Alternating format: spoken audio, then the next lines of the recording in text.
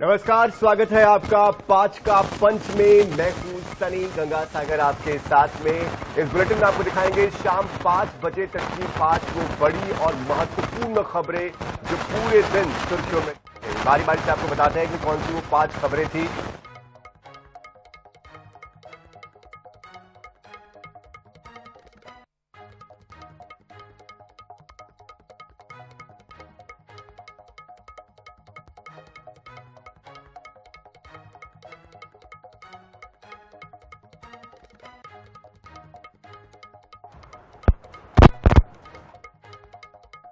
आज जो बड़ी खबरें हैं, सबसे पहले बात होगी अंतर्राष्ट्रीय योग दिवस की। आज 12वां अंतर्राष्ट्रीय योग दिवस मध्य प्रदेश, छत्तीसगढ़ समेत पूरी दुनिया में मनाया गया और पीएम मोदी ने भी कोलकाता में योग किया और एक संदेश देने की कोशिश की। दूसरी खबर नेवी से जुड़ी हुई खबर है। भारतीय नौसेना में 3 भारतीय युद्धपोत शामिल किए गए हैं, जिससे कि भारत की नौसेना की जो ताकत है वो और ज्यादा बढ़ गई है। कौन सी वो 3 युद्धपोत है, वॉरशिप है, जिससे कि भारत की ताकत और ज्यादा बढ़ गई है, बताएंगे आपको। तीसरी खबर छत्तीसगढ़ से जुड़ी हुई है, जहां पर नेता विपक्ष और कांग्रेस के लीडर राहुल गांधी छत्तीसगढ़ के दौरे पर है और आज बूथ लेवल पर जो बैठक, जो कार्यशाला शुरू हो रही है, उसको संबोधित वो करने वाले हैं। तो अभी भी वो उस बैठक में 10 दिवसीय प्रशिक्षण कार्यक्रम में शामिल होने के लिए पहुंचे हुए हैं। क्या खास है इस प्रशिक्षण में, ये भी आपको बताने की कोशिश करेंगे। और चौथी खबर, भारत के क्रिकेट के इतिहास में एक ऐसे सूर्य का उदय हो रहा है जिसका नाम वैभव सूर्यवंशी है। उसकी तूफानी पारी इस बार क्यों खास रही, किस तरह से कितना बड़ा रिकॉर्ड तोड़ा है, क्या कमाल इस बार वैभव सूर्यवंशी ने किया है, वो भी आपको बताएंगे। और इसके बाद अगली खबर, 5वीं खबर होगी नीट री एग्जाम से जुड़ी हुई, जहां पर नीट के एग्जाम को लेकर जो अग्नि परीक्षा है वो कितनी कामयाब रही है, उस अग्नि परीक्षा में कितने सफल हो पाए हैं, ये तय हो पाएगा। क्योंकि आज लगभग 28 लाख लगभग जो विद्यार्थी हैं उन्होंने आज एग्जाम्स दिए हैं और इन 5 खबरों पर बारी बारी से हम बात करेंगे।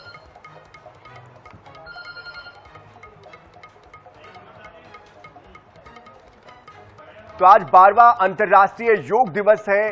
मध्य प्रदेश, छत्तीसगढ़ समेत पूरे देश में आज अलग अलग आयोजन योग को लेकर किए गए। वहीं प्रधानमंत्री नरेंद्र मोदी कोलकाता में मौजूद रहे और यहां पर उन्होंने योग किया। लगभग 35,000 लोगों के साथ पीएम मोदी ने योग किया। कोलकाता के ऐतिहासिक रेड रोड पर यह आयोजन किया गया था, जिसमें कि बड़ी संख्या में आम लोग शामिल हुए थे। और अपने संबोधन में पीएम ने कहा कि योग केवल शरीर को स्वस्थ नहीं रखता, बल्कि योग के माध्यम से मानसिक संतुलन बना रहता है। बेहतर जीवन जीने के लिए योग महत्वपूर्ण भूमिका निभाता है। साथ ही उन्होंने कहा कि योग किसी एक आयु वर्ग तक के लिए सीमित नहीं है, ये मानव एकता का आधार है। योगा फॉर हेल्दी एजिंग, इसका कॉन्सेप्ट इस बार योग का रहा है। इस थीम पर योग करवाया गया है।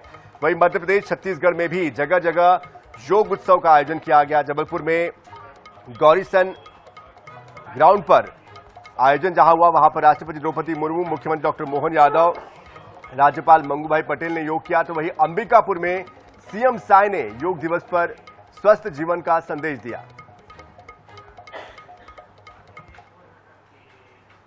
हम स्वस्थ रह सकते हैं, हम ऊर्जावान और सक्रिय रह सकते हैं।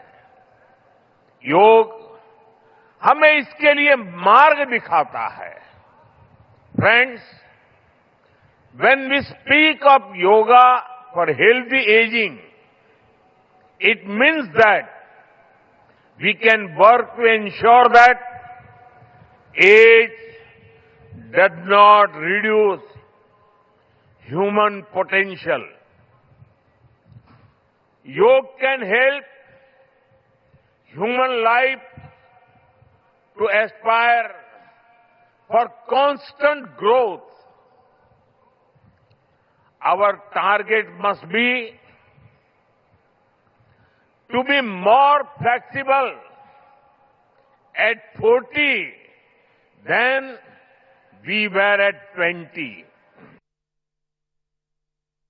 आज अंतर्राष्ट्रीय योग दिवस है और सबसे पहले मैं माँ महामाया की पवित्र भूमि अंबिकापुर से समस्त छत्तीसगढ़ वासियों को अंतर्राष्ट्रीय योग दिवस की बहुत बहुत बधाई देता हूँ, बहुत बहुत शुभकामनाएं देता हूँ। आज योग को जो हमारे देश की एक पुरानी विधा है, हजारों साल से ये यहाँ पर चल रहा है। हमारे ऋषि मुनियों ने इसे शुरू किया है, जिसको विश्व विख्यात करने का काम हमारे देश के यशस्वी प्रधानमंत्री श्री नरेंद्र मोदी जी ने किया है।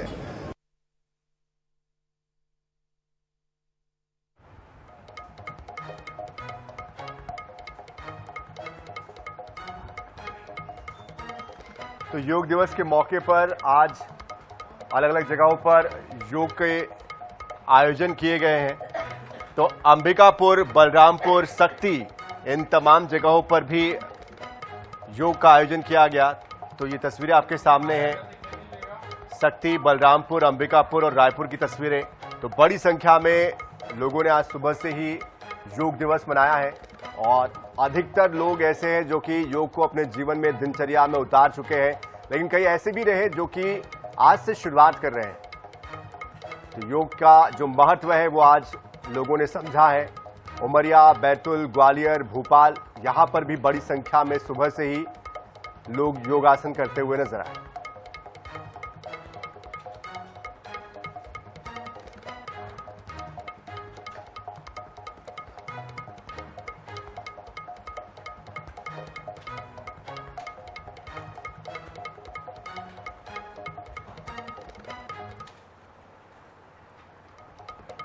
और चलिए रुक करते दूसरी खबर का। दूसरी खबर भारतीय नौसेना से जुड़ी हुई है। आज नौसेना के लिए बेहद खास और अहम दिन है, क्योंकि आज भारत की नौसेना के बेड़े में 3 युद्धपोत जो है वो सौंपे गए हैं, जो स्वदेशी है, और इससे कि भारत की जो ताकत है वो कई गुना ज्यादा बढ़ गई है।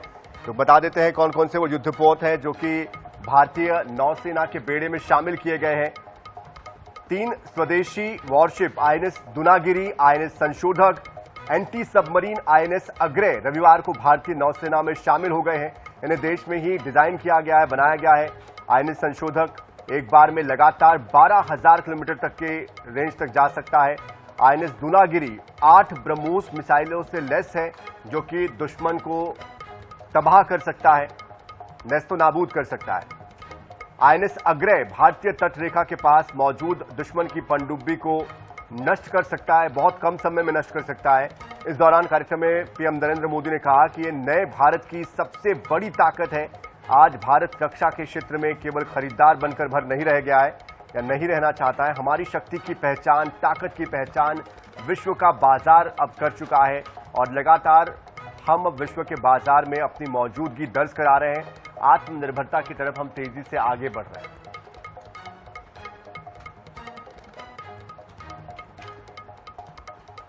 तो 3 युद्धपोत है, INS दूनागिरी, INS संशोधक और साथ ही अग्रय। INS संशोधक एक बार में लगातार 12,000 किलोमीटर तक का जो सफर है वो तय कर सकता है। ये जो युद्धपोत है, INS दूनागिरी 8 ब्रह्मोस मिसाइल से लैस है। स्वदेशी निर्मित ये तीनों ही युद्धपोत है और लगातार लंबे समय से इस पर काम चल रहा था। ऐसे में भारत के लिए ये बेहद ऐतिहासिक और महत्व का दिन है कि अब हम किसी और देश पर निर्भर नहीं रहेंगे, बल्कि खुद अपने लिए युद्धपोत तैयार करने में हम सक्षम हो रहे हैं। और बड़ी बात यह भी है कि इस पर हम हमारी जो मिसाइल्स है, खासतौर पर ब्रह्मोस की जो मिसाइल है उसको भी साथ में ले जा सकते हैं। तो कहीं ना कहीं हमारी जो शक्ति है, DRDO हो या नेवी हो या इसरो हो, वो लगातार बढ़ती जा रही है। और यही वजह है कि इस तरह के नवाचार लगातार हो रहे हैं। और ये नवाचार ना सिर्फ भारत के लिए बल्कि वैश्विक स्तर पर भी इसकी जो स्वीकार्यता है वो बढ़ती जा रही है। अब हम विदेशों के बाजार में भी अपने बनाए हुए हथियार या मिसाइल्स या युद्धपोत को उतारते जा रहे हैं, जो कि वैश्विक पटल पर हमारी एक नई पहचान भी गढ़ रहे हैं।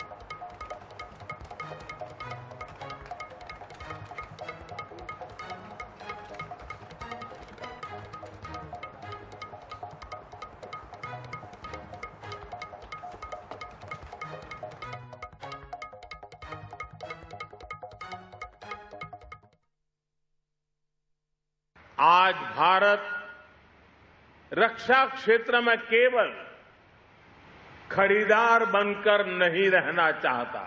मेरी शक्ति की पहचान विश्व के बाजार बनने से नहीं है। मेरी शक्ति की सामर्थ्य की पहचान मेरी आत्मनिर्भरता पर है। भारत निर्माता बनना चाहता है और जिस दिन निर्माता होंगे ना, उस दिन हम निर्णायक भी होंगे।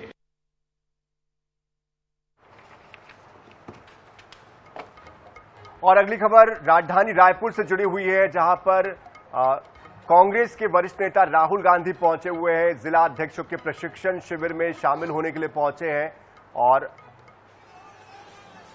हाल ही में जो 41 जिला अध्यक्ष चुने गए हैं, उनका 10 दिवसीय प्रशिक्षण कार्यक्रम आयोजित किया गया है रायपुर में, अभनपुर में। और दोपहर को आज राहुल गांधी रायपुर पहुंचे इस कार्यक्रम में शामिल होने के लिए। ये प्रशिक्षण शिविर कांग्रेस के संगठन सृजन अभियान के तहत आयोजित किया गया है, जिसमें कि बूथ प्रबंधन, जनसंपर्क, राजनीतिक रणनीति, पार्टी विचारधारा जैसे विषयों को लेकर खासतौर पर फोकस इसमें किया गया है। प्रदेश कांग्रेस संगठन इसे आगामी चुनाव की तैयारियों, जमीनी स्तर पर संगठन को मजबूत करने की दिशा में एक महत्वपूर्ण कदम मान रहा है। तो वहीं मुख्यमंत्री विष्णुदेव साय ने कांग्रेस नेता राहुल गांधी के छत्तीसगढ़ दौरे को लेकर उन पर तंज कसा है। सीएम साय ने कहा है कि राहुल गांधी जहां जहां जाते हैं, वहां कांग्रेस पार्टी का क्या हश्र होता है, ये पूरा देश जानता है।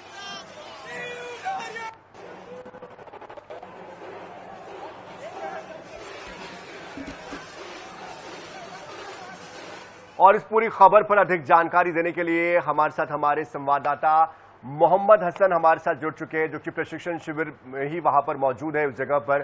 सीधे उनका रुख कर लेते हैं। मोहम्मद हसन, अब तक क्या क्या इस प्रशिक्षण शिविर में हुआ है? राहुल गांधी पहुंचे, क्या उनका संबोधन हुआ है? क्या कुछ बड़ी बातें उन्होंने कही है? फिलहाल वहां पर कौन कौन से सेशंस चल रहे हैं?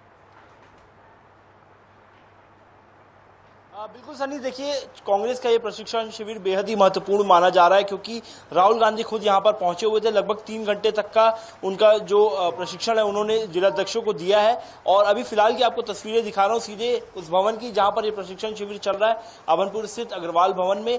यहाँ पर राहुल गांधी पहुंचे हुए, लगातार उन्होंने लगभग 2.5 घंटे जो है जिलाध्यक्षों से सीधे तौर पर संवाद किया, उन्हें प्रशिक्षण दिया।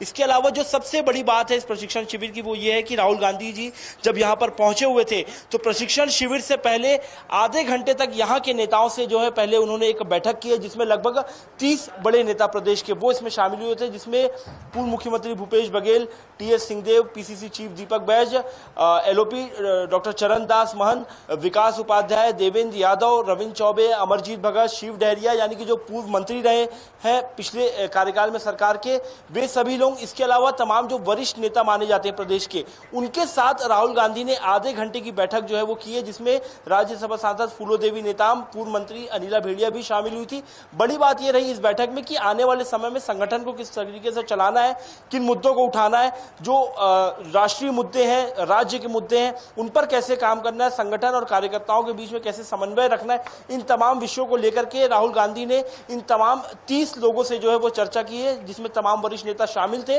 साथ ही साथ जो जल जंगल जमीन का जो विषय है, प्रदेश की राजनीति का सबसे गरमाया हुआ विषय, बस्तर का विषय, इन विषयों को लेकर के आने वाले समय में ये संकेत जरूर है कि राहुल गांधी का एक और दौरा जो है छत्तीसगढ़ का हो सकता है, जिसमें वे बस्तर में खनिज संसाधनों और जल जंगल जमीन बचाने को लेकर के एक बड़े आंदोलन पर रणनीति प्रदेश कांग्रेस तैयार कर रही है। इसमें राहुल गांधी का आना एक बार फिर से रायपुर दौरा हो सकता है, ये सबसे बड़ी बात रही। इसके ठीक बाद 2.5 घंटे तक तमाम जो जिलाध्यक्ष थे उनसे जो है उनका प्रशिक्षण जो है उन्हें दिया है।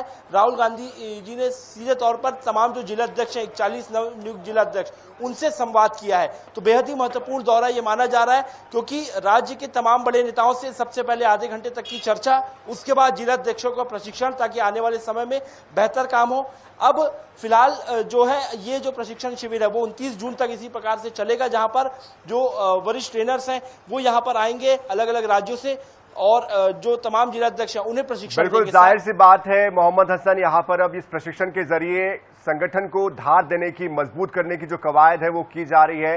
लेकिन जिस तरह से ये प्रशिक्षण हो रहा है उसके बाद क्या वाकई में वो जो बदलाव जिसकी जरूरत है वो हो पाता है क्या, ये देखना होगा।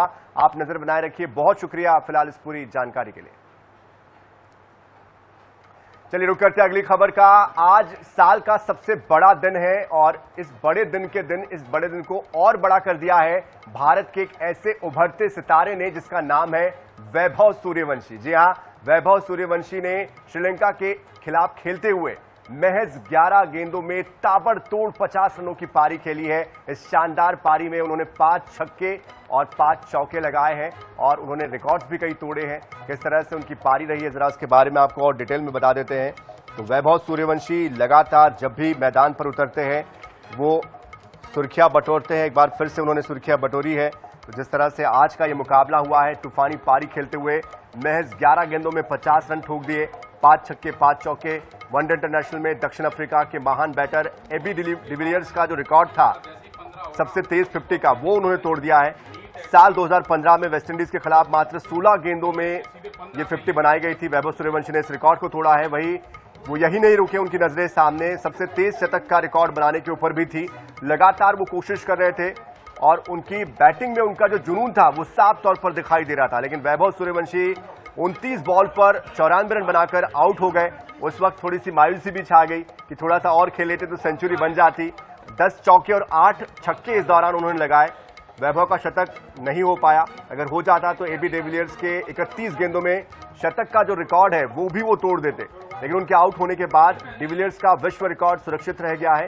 वही वैभव इतिहास रचने से चूक गए हैं। लेकिन उनकी इस पारी को, वैभव सूर्यवंशी की इस पारी को एक खिलाड़ी नहीं एक तूफान के तौर पर नाम दिया जा रहा है कि वैभव जब भी उतरते हैं तो तूफान की तरह उतरते हैं। श्रीलंका के रणगिरी डाम्बुला इंटरनेशनल स्टेडियम में भारत ने पहले बल्लेबाजी की थी और उसी दौरान उन्होंने ये कारनामा किया।